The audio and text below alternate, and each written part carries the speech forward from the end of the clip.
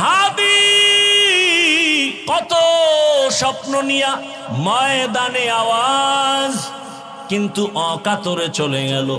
কেউ ভাবেও নাই সন্তানটারে নাকি হাতের মধ্যে নিয়ে বলেছিল, আমি যদি মরে যাই আমার সন্তানটাকে দেখে শুনে রাখিও।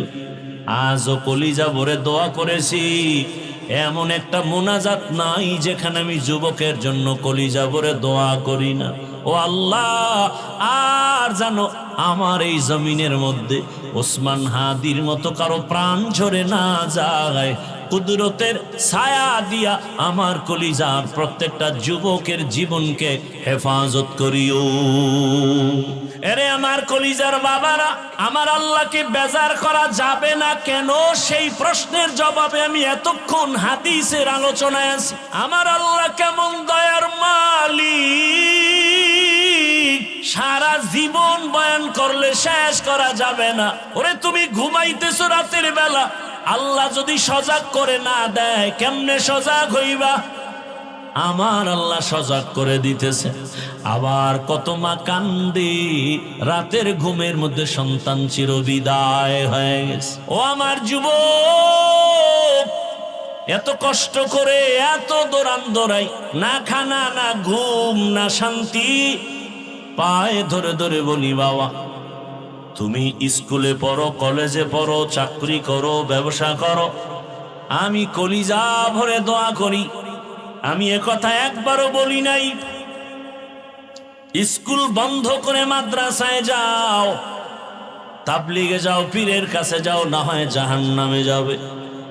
বাংলাদেশে আমি যুবকদের খুব ওজন দিয়া বলি, যুবক তুমি স্কুল ছাড়বা না, কলেজ ছাড়বা না। আমার দেশে মাওলানা মুফতি মুহাদ্দিসের অভাব নাই আলহামদুলিল্লাহ, তবে কলিজায় দুঃখ, আমার দেশে আদর্শবান ডাক্তারের অভাব, আদর্শ ইঞ্জিনিয়ারের অভাব, আদর্শবান ওসি ডিসি এসপির অভাব। আর যদি আমার দেশের সব থানা জেলার ওসি ডিসি এসপি 5 ওয়াক্ত নামাজি হয়ে যেত, কোন সুদখোরের অনুমতি নিয়া ওয়াজের ময়দান সাজাতে হতো না। ঠিক কিনা বলো? এরে আমার যুবক, তুমি ডাক্তার হও দোয়া করে গেলাম, কলিজা ভরে দোয়া করি, ইঞ্জিনিয়ার হও, প্রফেসর হও। আরে তোমার মতো যুবক বিজ্ঞানী, তোমার মতো যুবকেই তো ইঞ্জিনিয়ার, তোমার মতো যুবক তো ডাক্তার জাকির নায়েক। কে না চিনে তাকে? অথচ হোমিওপ্যাথিক ডাক্তার, এত সুনাম। এরে যুবক, আমি হাসির জন্য বলি না রে বাবা, মনে চাই নিচে নেমে আসি, তোর পাও দুইটা জড়ায় ধরি, আর বলতাম যুবক পায়ে ধরে বলি, আর দাড়ি কেটে আমার রসুলের কাদাস না রে যুবক। আর আমার মাওলাকে সারা ভিন্ন জায়গায় মাথা নত করিস না, ফিরে আয়, আল্লাহর পথে ফিরে আয়। ও যুবক, আমি নিচে নেমে পাও ধরার জন্য রেডি হয়ে বসে আছি। একটা যুবক, তুমি দিনের পথে চলে আসো, তুমি ডাক্তার হও, ইঞ্জিনিয়ার হও, তুমি প্রফেসর হও, তুমি একজন এমপি হও, তুমি একজন চেয়ারম্যান হও, তবে আমার আল্লাহকে নিয়ে জিন্দা থাকো। তোমার সম্মান এত বেশি, আজকে তুমি টাকার পেছনে দৌড়াও কেন? জ্ঞানটাকে কাজে খাটাও, চরিত্র ঠিক রেখে বড় হও, লেখাপড়া করে একটা জায়গায় যাও, টাকাওয়ালারা তোমার পেছনে ঘুরবে। আল্লাহর ভয় অন্তরে জমা করো, ওই মালিকের আপন বানাইয়া চলো। অনেকে মনে মনে ভাবতে পারো এটা কেমনে সম্ভব। হ্যাঁ, তুমি এবার নিজে তাকায় দেখো, জীবনে মাদ্রাসায় যায় নাই, আলিফ বাতাও শিখে নাই। তোমার লাইনের জেনারেল যুবকটা স্কুলে পড়ে, কলেজে পড়ে, 5 বেলার নামাজ পড়ে নাই। বলো তোমার কপালটা কেন এত খারাপ? তুমি পারো না কেন? কত ওসি, কত ডিসি, কত এসপি 5 বেলার নামাজ পড়ে। তোমার লাইনের যুবক র্যাব, আর্মি, পুলিশ, বিডিআরের চাকরি করে নামাজ ছাড়ে না, নদীর মধ্যে মাছ ধরে নামাজ বাদ দেয় না। বলো তুমি কেন পারো না? রাস্তায় গাড়ি চালায় কত যুবক নামাজ ছাড়ে না, বলো তুমি কেন নামাজ পড়ো না? আমার মন বলে তোমার কপালটা পুড়িয়া গেছে, তাড়াতাড়ি তওবা করে নাও।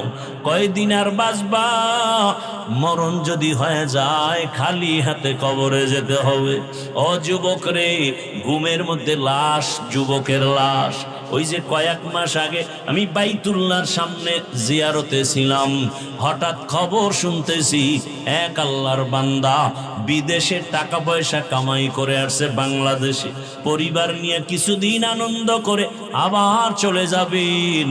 এয়ারপোর্টে নামলো, পরিবারের লোকেরা গাড়ি নিয়ে আসছে, গাড়ির মধ্যে উঠছে, কত দিনের আনন্দ। যাইতে যাইতে যাইতে যাইতে বাড়ির কিনারায় যাওয়া মাত্র একটু দূরের থেকে গাড়িটা পানির মধ্যে পড়ে গেছে। ওই আল্লাহর বান্দা যুবক নিজের কাঁধে স্ত্রীকে টেনে টেনে নামাইছে। সন্তানটা বাচ্চা সন্তান, একটা শিশু বাচ্চা বাবাকে যখন একটু ডাক দেয় কলিজাটা শান্ত হয়ে যায়, প্রাণটা ভরে যায়। ওই সন্তানটা পর্যন্ত মরে গেল। সাংবাদিক জিজ্ঞাসা করতে গিয়া এই পরিমাণ কান্না করেছে, আর বলে মানুষ গরিব থাকলেও তো ছেলে মেয়ে নিয়ে এক জায়গায় থাকার একটা আনন্দ আছে, আমি কপাল পোড়া সে আনন্দ পেলাম না। টাকার জন্য বিদেশ গেলাম, সেখান থেকে আজ আমি টাকা স্বর্ণের অলংকার নিয়ে আসছি আমার বিবির জন্য, আমার সন্তানের জন্য। আজ আমার কপাল কেন এত খারাপ? বাড়ির দরজায় আসা মাত্রই কাছাকাছি গাড়িটা পড়ে আমার চোখের সামনে আমার কলিজার বাবাটা মরিয়া গেল, আমার হাতের সামনে স্ত্রী মরিয়া গেল। আমি এখন কোন ঘরে যাব? ঘরের বাতি দেনেওয়ালা নাই, আমাকে বাবা বলে ডাক দিয়া সান্ত্বনা দেওয়ার বাচ্চাটাও নাই। ও আল্লাহর বান্দারা, কার পেছনে ঘুরো? যার পিছে ঘুরো লেখা রাখ, তোরে মারার জন্য ওই বন্ধুটাই যথেষ্ট। শত্রু তোরে মারবে না, তোরে মারবে তোর এক প্লেটে খানেওয়ালা বন্ধু। ভাগে কম পড়লেই বলবে ওকে মাইনাস করে দাও, এ জমিন থেকে তাড়ায় দাও, ওকে রাখলে আমার ভাগে কম হয়ে যায়। এই বানা মানুষ মারার জন্য এখন কোনো দুশ্মনের দরকার হয় না। আপন মানুষ বন্ধুটা আপন বন্ধুটারে মেরে ফেলে। এরে আল্লাহর বান্দা, ভালো করে বুঝো, আজকে তুমি এখানে আছো, আল্লাহ বারবার বলে আমি আল্লাহ তোকে বলি না তুই চাকরি ব্যবসা ছেড়ে দিয়া শুধু আমাকে ডাক না। না, আমি আল্লাহ ইবাদতের বাউন্ডারির মধ্যে পুরো দুনিয়াটারে আটকায় দিছি। ব্যবসা করো ইবাদত, চাকরি করো ইবাদত, ডাক্তারি করো ইবাদত, ইঞ্জিনিয়ার হও ইবাদতের লাইনে চলো, আল্লাহর মোহাব্বত নিয়ে চলো। ও আল্লাহর বান্দারা, আজকে তুমি সুস্থ বয়ান শুনতেছো, আগামীকাল এই টাইমে আল্লাহ না করুন হতে পারে তুমি হসপিটালের রোগী হয়ে যাবে। তুমি গিয়া মোবাইল চালায় গুনাহ করে করে ঘুমায় যাবা। 10টা 11টায় তোমার আম্মু এসে ডাকবে, বাবা ও আল্লাহ না করুন বুঝাবার জন্য বলি, হঠাৎ মা শরীর স্পর্শ করে দেখবে বরফের মতো ঠান্ডা। মা একটা চিৎকার দিয়া বলবে আমার বাবা দুনিয়াতে জিন্দা নেই। মাথাটা গরম হয়ে যাবে, আমাকে এখন কে আম্মু বলে ডাক দিবে, বাবায় টেলিফোন করবে, তোমার তো চক্ষু বন্ধ, রুহুটা চলে গেছে। বাবায় বলবে ইমাম সাহেব কোথায় যান, আমার সন্তান মরে গেছে, জানাজা না দিয়া যাবেন না। বাবা কাঁদবে আর বলবে, এক দলকে বলবে যাও বাঁশ বাগানে কবর খনন করো, আর এক দলকে বলবে কান্না করে আমার ঘরের পেছনে মশারি টানায় দেও, গরম পানি গোসল করার জন্য রেডি করো। তোমার আমার হাতের মোবাইলটা আর একজনে নিয়ে বলবে এ মোবাইল তো আমার, এখন আমার হাতের ঘড়িটা নিয়ে আর একজনে হাতে দিয়া বলবে ঘড়ির মালিক আমি। আমার গায়ের গেঞ্জিটা বেলেট দিয়ে কেটে কেটে মা বাবায় রেখে ফেলবে। এরপরে গোসল করাইয়া সাদা কাফন পরাইয়া জানাজার ময়দানে যখন নিবে, জানালা দিয়া মা ডাকবে আমার বাবাকে কই না। লাগবে না, কই তোমরা নাও। বলে জানাজার ময়দানে, বলে শেষবারের মতো চেহারাটা দেখাও, আমার বাবার একটু দেখিয়ে নেই, একটা নজর দেখব। জানাজা পড়ায় কবরে নিয়ে যাবে, ওই কবরে পাড়ায়া মাটি দিয়া সব যখন বিদায় হয়ে যাবে, কেউ নাই। আজ আমার ডানে বামে সামনে পেছনে কত বন্ধু কত ভক্তের অভাব নাই। আমি মরে গেলে কবরে রেখে সব যখন বিদায় হবে, আরে অন্ধকার রুমে আমি ঘুমাইতে পারি না, কোন অনেক ভয় লাগে। অথচ মাটির ঘরে আমি একা কেমনে থাকবো রে বাবা। ওই কবরের সম্বল যদি ইবাদত না নিয়ে কবরে যাও, আরে আমার আল্লাহর পক্ষ থেকে ফেরেশতা তিনটা প্রশ্ন করবে। রবের পরিচয় দাও, ধর্মের পরিচয় দাও, রাহমাতুল লিল আলামিনের পরিচয় দাও। এই তিনটা প্রশ্নের জবাব যারা দিতে পারবে তাদের কবর হবে রওজাতুম মির রিয়াজিল জান্নাহ। আর যারা প্রশ্নের জবাব দিতে পারবে না, আল্লাহর পক্ষ থেকে অর্ডার হয়ে যাবে, ও ফেরেশতা, এই নাফরমানকে আমি দুনিয়াতে কম নিয়ামত দেই নাই, আমি আল্লাহ কোনোদিন বাধাও দেই নাই, আমি আল্লাহ অনেক ছাড় দিয়েছি, নামাজ পড়ে নাই, রোজা রাখে নাই, আমি আল্লাহ একবারও রাগ করি নাই, খানা বন্ধ করি নাই, বাতাস বন্ধ করি নাই, বরং আমি আল্লাহ পাক মুহাব্বতের নজরে বারবার ডেকেছিলাম। সে নামাজও পড়ে নাই, আলেমদের বয়ানও শুনে নাই, তওবাও করে নাই। আজকে আর কোনো সুযোগ দেওয়া যাবে না। রহমতের নবী বলেন আল্লাহর পক্ষ থেকে অর্ডার হয়ে যাবে। আল্লাহ বলবেন জাহান্নামের আগুন কবর ভরে দাও। এক পর্যায়ে আল্লাহর কুদরতি আওয়াজ, আল্লাহ বলবে কবরের মাটি দুই পার্শ্ব থেকে গুনাহগার বেনামাজিরে জোরে জোরে চাপ দাও। কবরের মাটি এত জোরে চাপ দিবে পাজরের হাড় চুরমার হয়ে যাবে। আম্মা জান আয়েশা রাদিয়াল্লাহু আনহা বলেন, আমি দেখি রহমতের নবী আমার রুমের মধ্যে বসে বসে গুনগুন করে কান্না করেন, ইয়া রাসূলুল্লাহ আপনি কাঁদেন কেন? বলে আয়েশা, আমার উম্মতের কথা মনে পড়েছে, হাসরের মাঠে কি উপায় হবে। সূর্যের গরম বড় ভয়ঙ্কর, সূর্যের গরমে মাটির জমিনটা হবে তামা, মানুষের মাথার মগজগুলো ভাতের মারের মতো ফুটতে থাকবে। এরে আল্লাহর বান্দা, নারী পুরুষ সবাই থাকবে উলঙ্গ। ওদিকে জাহান্নামের আওয়াজ, নবীরা পর্যন্ত কান্না শুরু করবেন। ও আমার যুবক বাবারা, ও পর্দারানালের মা বোনেরা, ও বৃদ্ধ বাবাজি, আল্লাহর কোরআন থেকে বলছি, রসুলের হাদিস থেকে বললাম, রে বাবা, যদি তোমার অন্তর বলে কোরআন সত্য, গুনাহ নিয়ে কবরে গেলে হাসরে গেলে তোমার আযাব ভুগতে হবে, তাও সত্য। আর যদি বলো কোরআন মিথ্যা, তো আমাকে প্রমাণ দাও, আমিও তোমার লাইনে চলে আসি, দাড়ি কেটে ফেলি। আর যদি বলো না, কোনো সন্দেহ নাই, আমি বলবো পা ধরে বলবো, পা আগায় দাও, পাও আমি হাত দিয়া ধরে বলবো।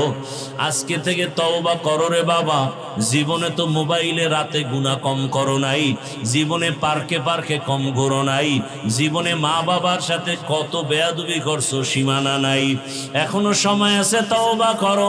ওই মা বাবার সাথে বেয়াদবি করিও না, ওই শিক্ষকের সাথে বেয়াদবি করিও না, উলামায়ে কেরামের সাথে বেয়াদবি করিও না। ওই মা বাবার দোয়া ছাড়াই চেয়ারে বসতে পারি নাই রে বাবা। মা বাবার দোয়া, চোখের পানি ছাড়া এই সম্মানের স্থানে আসতে পারি না রে বাবা। ওই মা বাবার দোয়া, চোখের পানি, আজকে তুমি টাকার মালিক, বাড়ির মালিক, গাড়ির মালিক হয়েছো। আল্লাহর কাছে দোয়া করো, মা বাবা চলিয়ে গেলে তার জন্য দোয়া করো। আর যদি কোনো ভাগ্যবান এখনো মা বাবা বেঁচে থাকে, সময় পেলে দোয়া নিও। অথচ আল্লাহ বলেন লাম ইয়ালিদ ওয়া লাম ইউলাদ, আমি কাউকে জন্ম দেই না, কারো থেকেও জন্ম নেই না।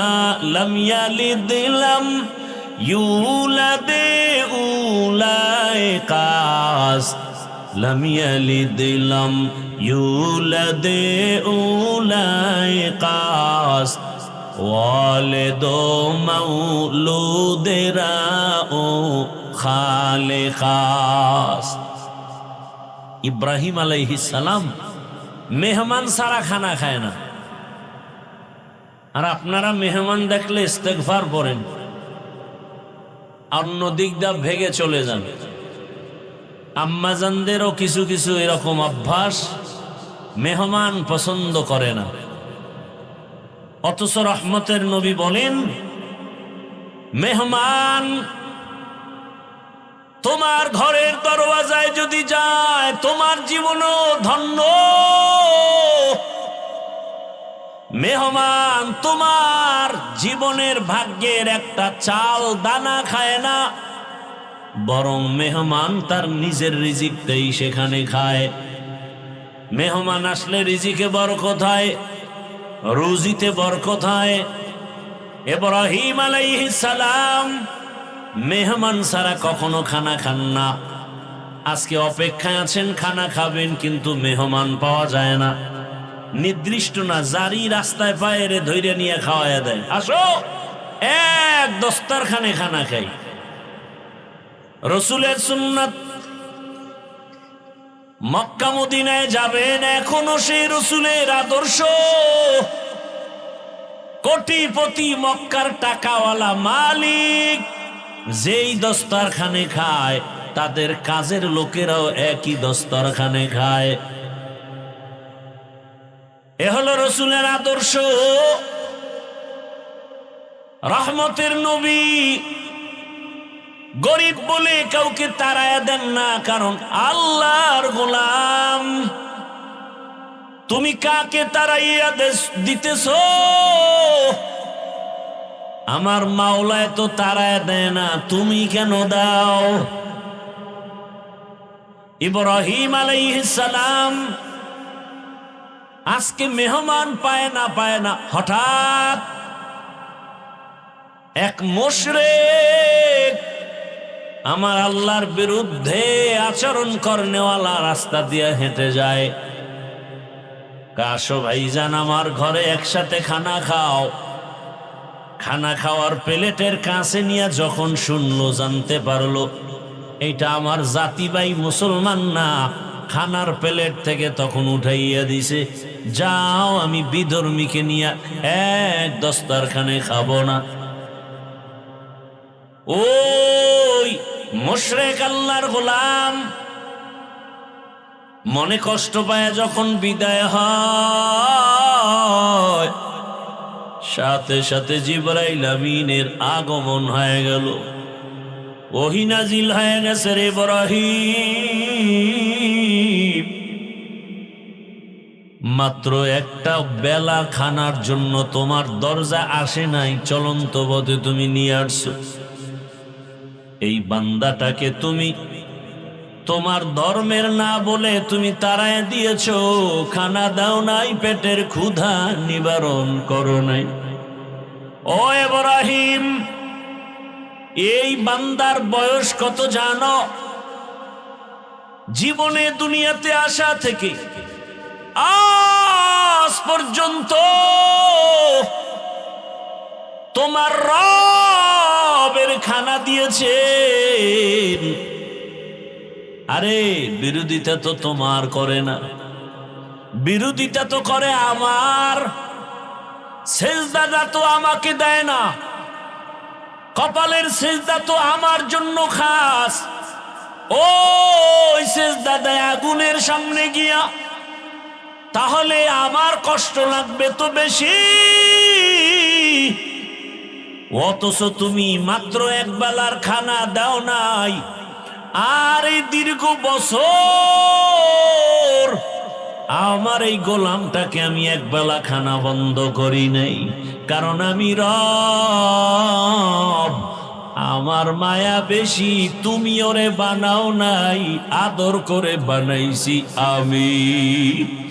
আমার বানানো বান্দার উপরে আমার এত দয়া, আমার এত মায়া, আমি চাই না আমার বানানো বান্দাগুলো জাহান্নামের আগুনে যাবে। এক সেকেন্ডের জাহান্নামের গরম সহ্য করতে পারবে না। আমি আল্লাহ চাই না আমার কোন গোলাম জাহান্নামে যাবে। এ কারণে যারা বেলাইনে দৌড়ায় আমি নবী পাঠাইয়া যুগে যুগে সতর্ক করিয়েছি, জাহান্নামের পথে যাইও না রে যুবক। এক সেকেন্ডে জাহান্নামের আযাব গরম সহ্য করতে পারবা না রে বাবা। সব নবী রাসূল এই দাওয়াতই দিলেন জাহান্নাম থেকে বাঁচো। আমার রাসূল এই দাওয়াত দিলেন যে জাহান্নাম থেকে বাঁচো। এবার তাদের খলিফা, তাদের প্রতিনিধি, তাদের ওয়ারাসা, দুনিয়াতে বর্তমানে উলামায়ে কেরামের একই আওয়াজ, যদিও আওয়াজের টন ভিন্ন ভিন্ন, আমার কণ্ঠের আওয়াজ একরকম, আবার তাবলীগওয়ালাদের আওয়াজ ভিন্ন রকম, ফর্মুলা এক একটা আলাদা, কিন্তু উদ্দেশ্য কেন আলাদা না? আমার পেটের ভেতরে ব্যথা, ডাক্তার দেখাবো, গেলাম সিরাজগঞ্জ বাজারে, কথার কথা ওখানে তো হোমিওপ্যাথিক ডাক্তারও বসে আছে। যদি বলি আমার পেটের রোগ নিরাময় করেন, সে দিবে আমাকে লিকুইড পানি, বলবে 10টা ঝাঁকি দিয়ে তুমি 2 ফোঁটা 2 ফোঁটা করে খাও। ওই পেটের রোগের জন্য আমি ঘুরিয়া যদি এমবিবিএস ডাক্তারের কাছে যাই, ওই ডাক্তার বলবে ইনজেকশন দাও, সিরাপ নাও, ট্যাবলেট ক্যাপসুল নাও। আবার কোনো কবিরাজের কাছে গেলে বলবে তুমি তাবিজ নাও। আমি যেটা বুঝাতে চাই ভালো করে বুঝেন, হোমিওপ্যাথিক ডাক্তারের সিস্টেম আর ফর্মুলা আলাদা, এমবিবিএস ডাক্তারের রোগের ফর্মুলার চিকিৎসা ফর্মুলা আলাদা, কবিরাজের চিকিৎসা ফর্মুলা আলাদা, কিন্তু উদ্দেশ্য কারো আলাদা নাই।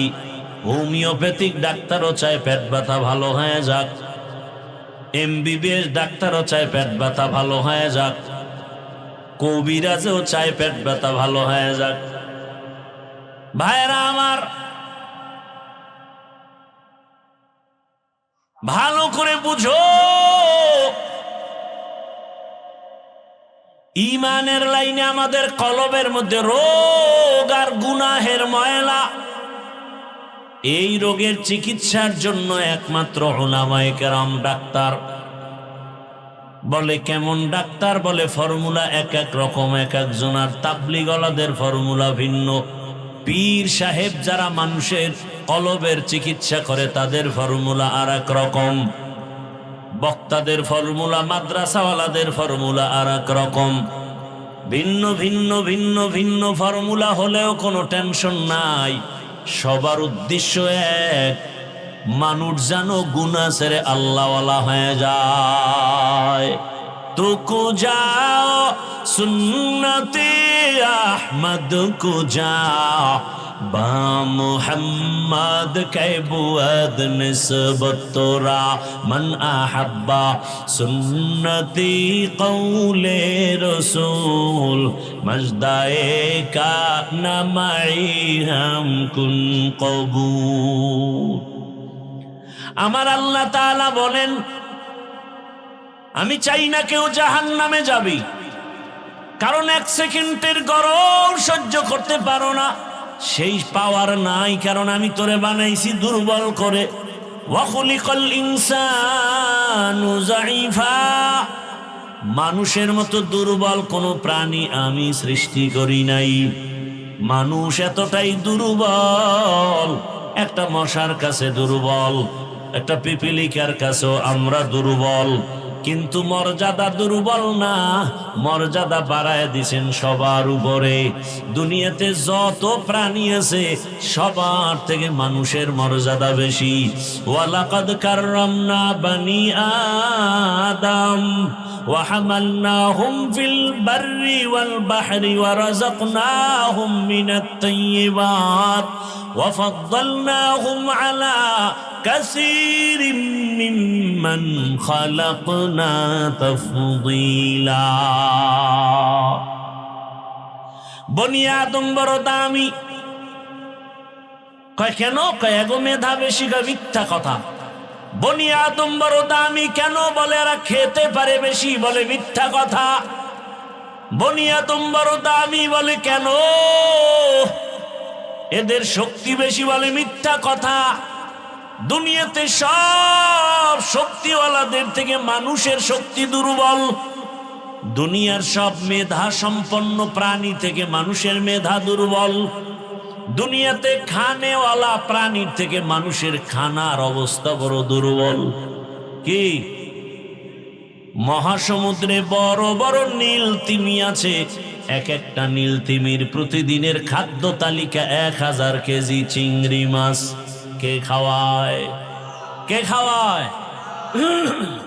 ভাইরা আমার, জমিনের মধ্যে একটা বড় পাহাড় কোহে কাফ, ওই পর্বতে একটা প্রাণী বসবাস করত, সিমর্গ। ওই প্রাণীটার প্রতিদিন খাদ্য হলো 40টা মোটা তাজা হাতি। সুবহানাল্লাহ। না সারাদিন বিড়ি টানলে আইব কেমন? হ্যাঁ, এক একজনের চেহারার থেকে কি নূরের আলো বিচ্ছুরিত হচ্ছে বিড়ি টানার ধাক্কায়। আল্লাহ হেদায়াত দান করুন। খুব খুশি লাগছে না? একটু বিড়ির প্রশংসা করছি, তাই তো? হ্যাঁ, বিড়ি টানেন যারা, বিড়ি টানেন, আপনাকে ঠোঁটগুলো খুব লাল। কি তোমাদের কলিজা এর থেকে আরো শতগুণ কালো, তোমার চরিত্র আরো কালো। পৃথিবীতে যদি কোনো ফাও আকাম থাকে, কিছু আকাম আছে লাভ আছে, যেমন মদ পান করা একটা আকাম, কিন্তু এটাই লাভ আছে। খাইলেই শরীরে এনার্জি বাড়ে, লঙ্গি খুইলেই বউরে মা কয়া ডাক দেয়। আছে না নাই? বলে গোটা দেশের মালিক এখন আমি। কি শেখ হাসিনাও নাই, খালেদা জিয়াও নাই, এখন দেশের মালিক আমি। বউ কয় ঘরে তো চাল নাই, কয় দোষ তো বোতলের, আমার কি? দুনিয়াতে যদি কোনো ফাও আকাম থাকে, এই আকামের নাম বিড়ি টানা। এই বিড়ি টানলে কোনো লাভ আছে? যদি কেউ বলো যে হ্যাঁ চেহারা সুন্দর হয়, শক্তি বাড়ে, খোদার কসম আমি বিড়ি টানব। আল্লাহ হেদায়াত দান করুন। খুব ভালো কাজ করতেছেন যারা করেন না, না তা হাসি আসে কেন? আমি কি হাসির জন্য বলছি? করতেছেন আকাম, আবার হাসতেছেন। লজ্জা থাকলে তো মাথা নত হওয়া উচিত। ওয়াজের প্যান্ডেলের বাইরে ঘুরে আর বিড়ি টানে, আবার মোনাজাত হবে, আবার বিড়ি। বউ কইব কি? কয় মোনাজাতে বিড়ি কবুল হয়ে গেছে। কেউ আবার আসে ওয়াজের পরে বেলুন কিনে বাড়ি যায়, প্লাস্টিকের মাছ কিনে বাড়ি যায়। বউ জিগাইলে বলবে মোনাজাতে বেলুন আর মাছ কবুল হয়ে গেছে। হেদায়াত কপালে কবুল হয় নাই। আল্লাহ হেদায়াত দান করুন। জিন্দেগি মে বন্দগি তু করনা হে, जिंदगी में बंदगी तू करना है, जिंदगी बे बंदगी शर्मिंदा है, जिंदगी बे बंदगी शर्मिंदा है। খারাপ লাগতেছে আপনাদের? আহ, মাওলার কাছে কত ভালো লাগে তা জানেন? আল্লাহর তো ছেলে মেয়ে নাই, আল্লাহর তো আদরের আমরা। এই সুন্দর বাগান দেখা হাদিস রসুলের এত সুন্দর এক মজলিস আল্লাহ পাক আরশে আজিমের মধ্যে ফেরেশতা দিয়া মজলিস করতেছেন। সেই আরশে আজিমের মজলিসের বক্তা আমার আল্লাহ, শ্রোতা সব কি কথা বলে না? ফেরেশতা। বয়ানের বিষয় কি? আমগে এই প্যান্ডেলে আমরা আসছি কেন? আমাদের প্রশংসার বয়ান চলতেছে। শেষমেশ আল্লাহ বলে দেন ফেরেশতারা সাক্ষী থাক, ওই প্যান্ডেলে যারা বসছে এদের জীবনের সব গুনাহ মাফ। ইহা হাম সব মুসাফির দিল না লাগা,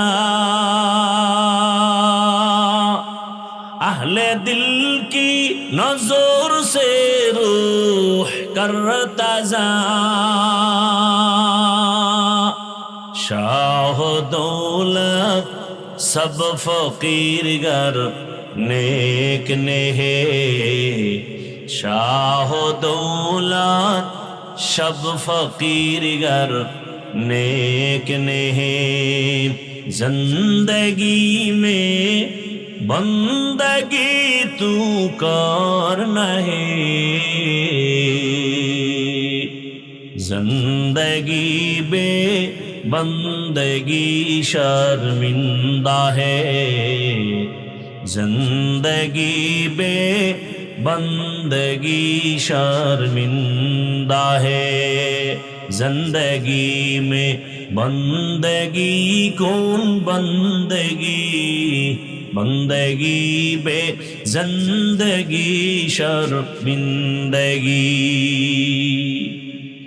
এরে আমার কলিজার যুবক বাবারা বৃদ্ধ বাবাজি পর্দার আড়ালের মা বোনেরা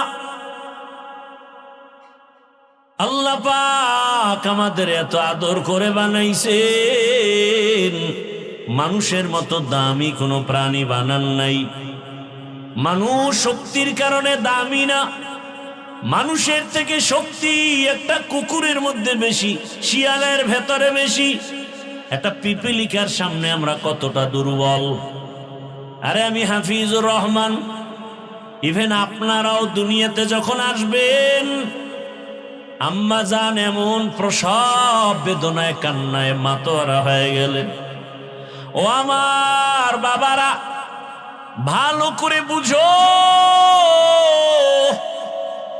আমার আম্মা জানের কণ্ঠের আওয়াজ এত ছোট কারণ আমার আল্লাহর ভয় নারীদের শরীরটা ঢেকে রাখা যেমন ফরজ তাদের কণ্ঠের আওয়াজটাকে বেগানার থেকে আটকায় রাখা ফরজ আম্মা জানের কণ্ঠের আওয়াজ ঘরের ভেতরের রুম থেকে সামনের রুমে যায় না এতটা সেই ভয়ে আমার আম্মা চলেন কিন্তু যেদিন আমি দুনিয়াতে আসব প্রসব বেদনা আম্মা জানের এত কান্নার আওয়াজ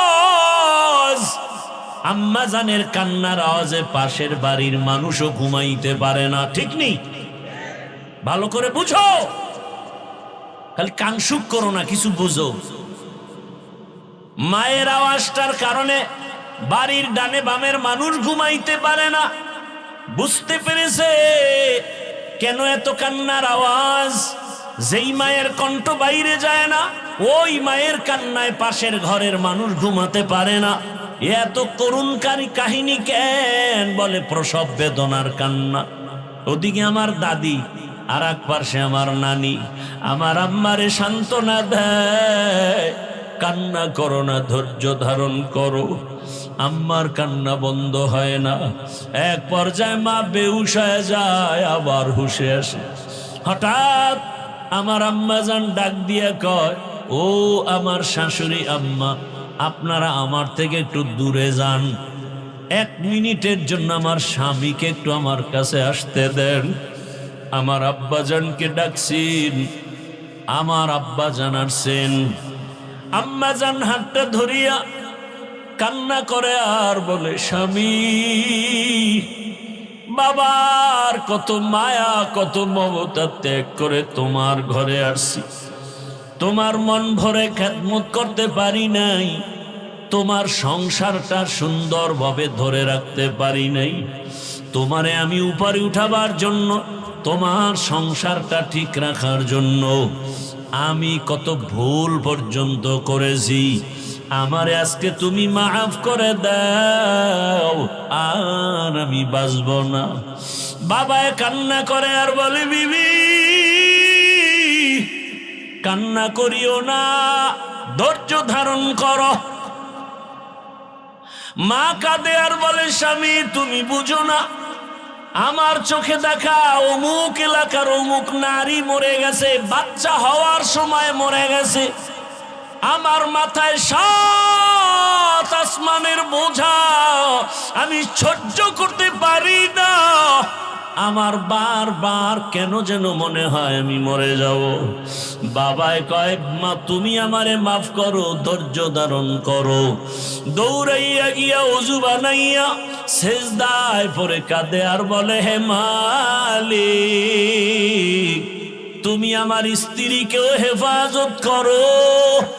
আয় আল্লাহ, প্রসব বেদনা তুমি আসান করে দাও। ও সন্তানেরা, জানো না, এই কারণেই তো আমার রহমতের নবী বাবা মায়ের ক্ষেত্রে মায়ের কথাটা 3 বার নিয়ে আসছেন। মায়ের কত কষ্ট রে বাবা, এত কষ্ট, ঋণ চামড়া খুলে যদি জুতা বানায় দাও কোনদিন তার ঋণ আদায় হবে না। এমন কষ্ট মা করেছেন।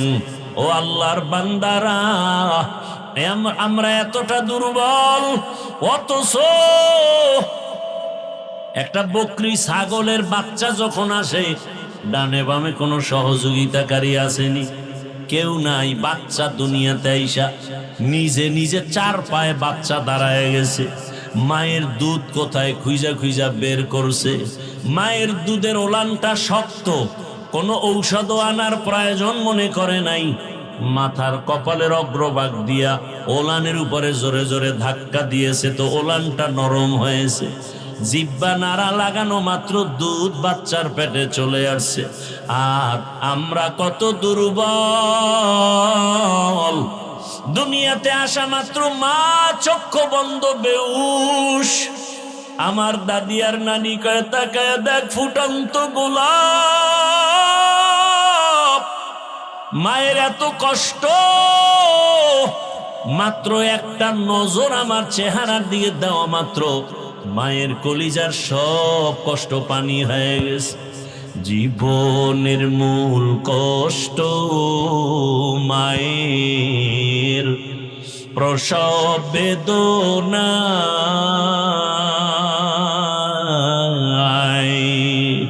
সাত আসমান সাত জমিন তখন মায়েরই মাথায়। জীবনের মূল কষ্ট মায়ের, প্রসব বেদনা। সাত আসমান সাত জমিন তখন মায়েরই মাথায়। আমার সুন্দর মুখ দেখে মায়ের,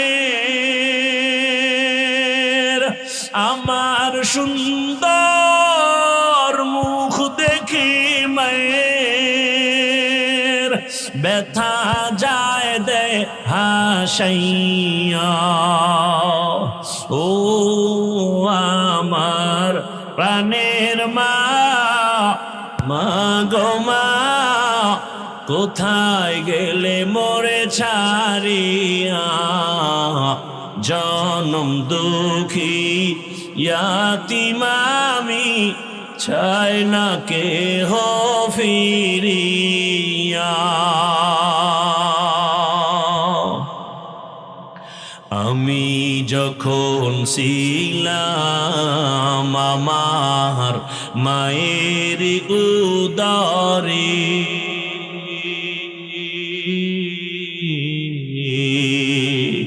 চলাফেরা করলেন যে মায়ে, কত কষ্ট করে। আমি যখন ছিলাম আমার মায়েরই উদরে, চলাফেরা করলেন যে মায়ে, কত কষ্ট করে। এমন মাকে কেমনে আজি,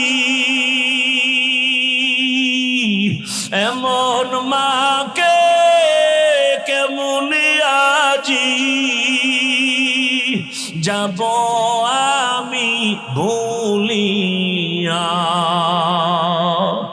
ও আমার প্রাণের মা, কোথায় গেলে মোরে ছাড়িয়া জনম দুঃখী ইয়াতীম আমি চাই না কে হো ফিরিয়া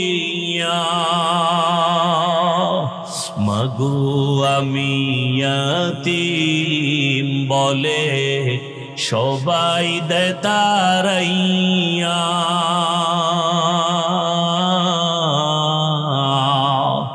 দুঃখের সাথে দিন কাটাই মা পেটে ক্ষুধা নিয়া মাগো আমি ইয়াতীম বলে সবাই দেয় তারাইয়া দুঃখের সাথে দিন কাটাই মা পেটে ক্ষুধা নিয়া ঘুমের মাঝে মাকে দেখে ঘুমের মাঝে মাকে দেখে কেন্দে দেই বুক ভাসাইয়া ও আমার প্রাণের মা মা গো মা কোথায় গেলে মোরে ছাড়িয়া জনম দুঃখী ইয়াতীম আমি চাই না কে হো ফিরিয়া খিদমতে মা দর পে দর কুন সুবহ শাম খিদমতে মা দর পে দর কুন সুবহ শাম তাকে বাসি দর্দ আলম নেক নাম। কি এদের হেদায়েত হয়ে গেছে? কপাল ফোরারা হেদায়েত হয়ে গেছে না বিড়ি টানতে যাও?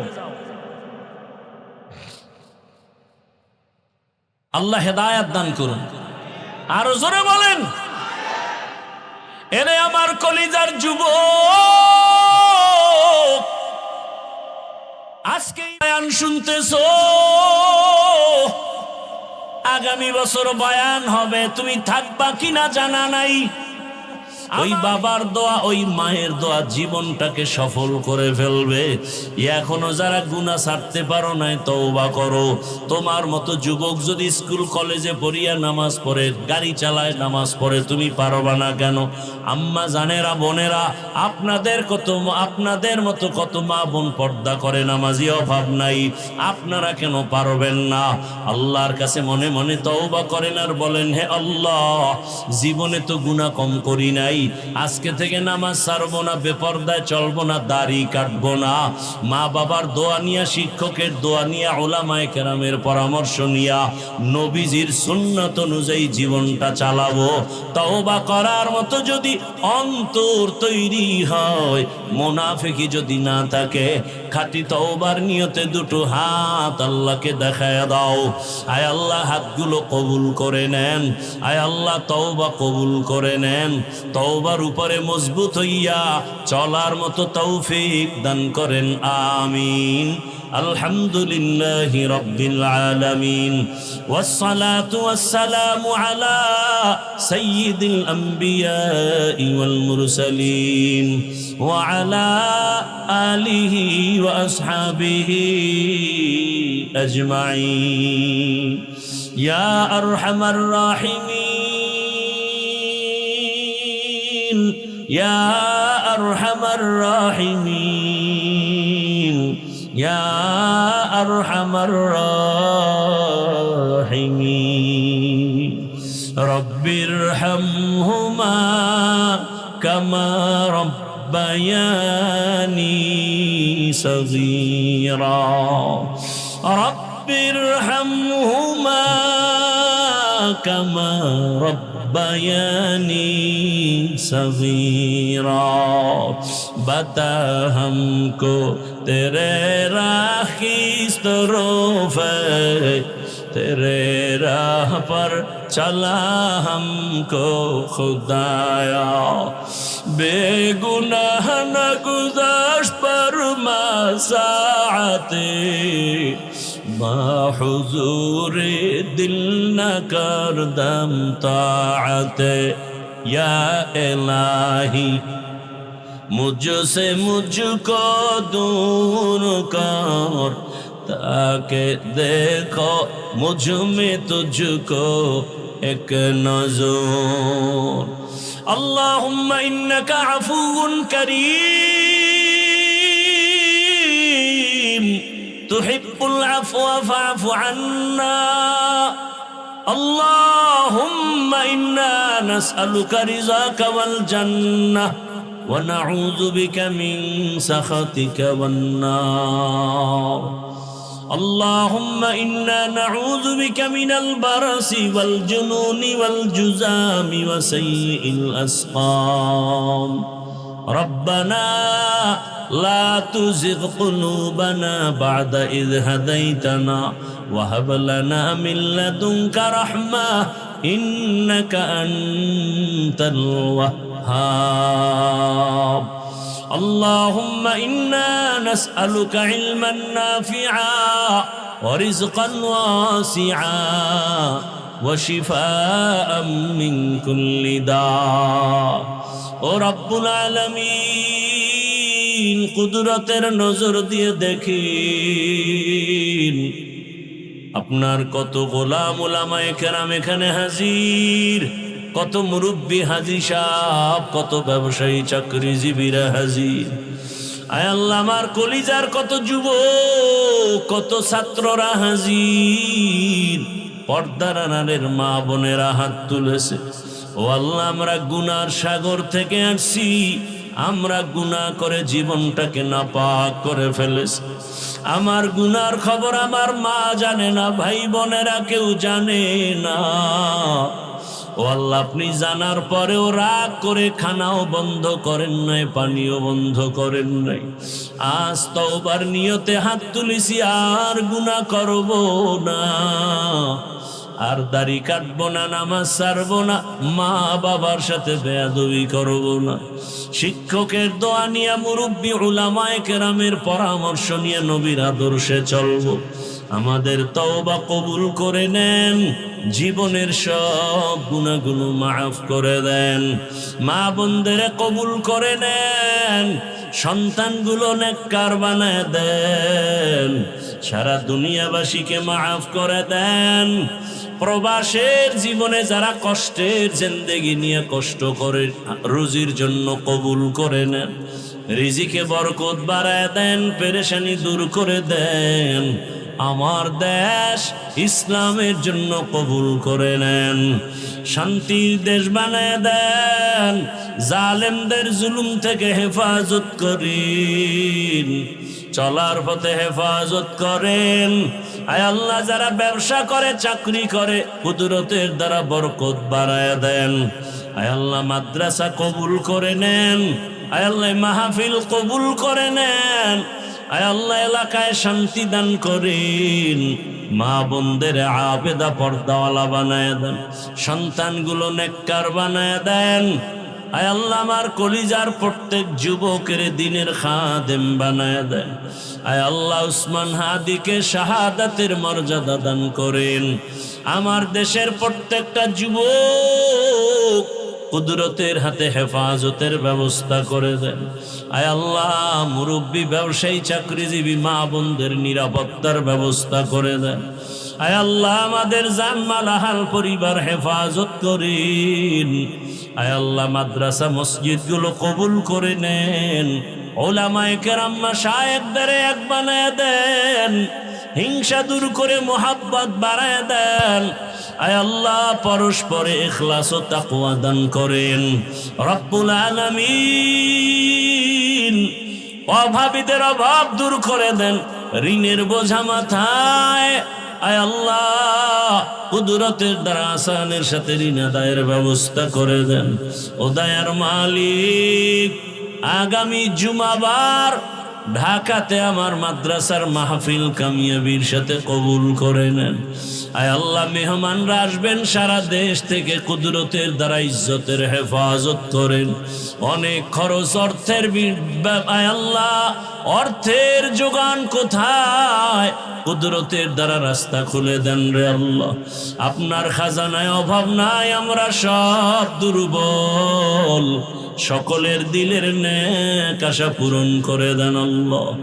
আমরা যারা হাত তুলেছি জানি না এখানে কারা ইয়াতীম, আর বাবার চেহারাও দেখবে না, বাবা বলে ডাক দিতে পারবে না। কে মা হারা, কে ভাই হারা, কে বোন হারা অসহায়, সবার কবর জান্নাতের বাগান বানায় দেন আল্লাহ। যারা বেঁচে আছেন হায়াত বাড়ায় দেন, অসুস্থ যারা কুদরতের দ্বারা সুস্থ করে দেন আল্লাহ। ইলম, হিকমত, আমলে বরকত